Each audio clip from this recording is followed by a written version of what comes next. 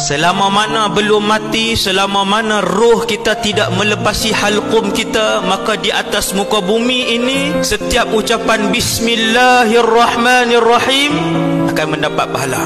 Setiap ucapan Subhanallah ditulis oleh malaikat. Setiap 10 sen yang dimasukkan kerana Allah, maka dikirakan kebaikan oleh Allah Subhanahu wa ta'ala.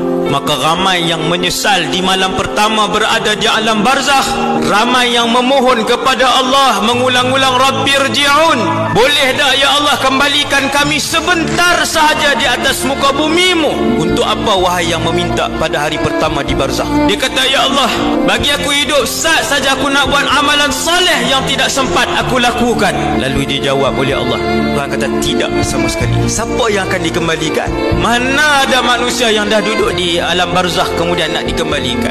Tak boleh. Tuhan kata cukup. Dekat mana hak buat dekat tu ya. Esok mati, dekat malam ni dah.